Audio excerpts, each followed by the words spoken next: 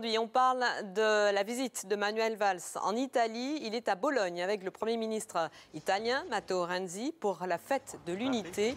Le Premier ministre français qui a mis en garde contre la proximité de Marine Le Pen avec le pouvoir en France. Écoutez. Marine Le Pen est créditée de 32% au premier tour de l'élection présidentielle. Quand dans une hypothèse, elle pourrait même l'emporter.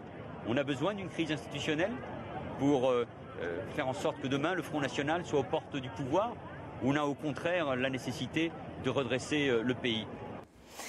Et Claude Ascolovitz est avec nous sur ce plateau pour en parler. Bonsoir Claude. Bonsoir. Vous avez écouté Manuel Valls cet après-midi en Italie. Comment faut-il comprendre cet avertissement du Premier ministre concernant la proximité, en tout cas le risque que Marine Le Pen arrive au pouvoir en France? Dans une logique, une cohérence valsienne et une contingence. La contingence, c'est qu'il a des votes de confiance qui suivent.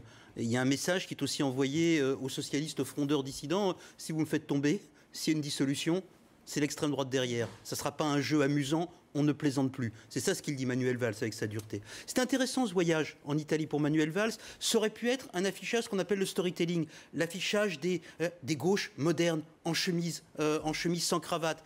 Sauf qu'il y a une différence fondamentale entre Matteo Renzi et Manuel Valls.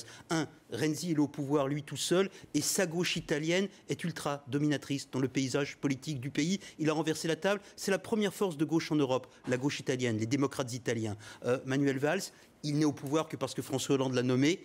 Bien sûr, il exerce le pouvoir au fur et à mesure de la dissolution, de l'image ou de l'autorité du président de la République, du délitement. Mais en même temps, la gauche française est aux abois, il le sait. Ce qui est intéressant, c'est qu'avant de devenir Premier ministre, Manuel Valls, avant d'être un personnage central de la composition du pouvoir hollandais, et peut-être tout ce qui reste aujourd'hui à ce pouvoir, Manuel Valls est quelqu'un qui, depuis des années, a expliqué deux choses.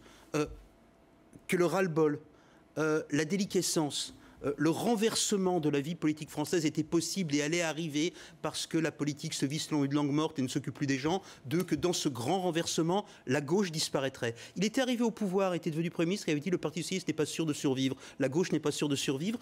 Ce qui est très intéressant, c'est que ce qui apparaissait comme des prophéties qui pouvaient justifier son envie de tout changer devient maintenant la réalité dans laquelle il vit et qu'il se donne la charge de combattre. Alors non, Manuel Valls n'a pas dit l'extrême droite est au port du pouvoir. Il n'a pas validé les bons sondages et le buzz médiatique de Marine Le Pen. Bonjour Madame Le Pen, pourriez-vous gouverner? Ah oui, je pourrais gouverner. Ça, elle nous le fait depuis plusieurs jours. Mais en même temps, la catastrophe qui justifie son action, qui justifie le fait qu'ils veulent tout changer, eh bien, il est peut-être en train de la subir.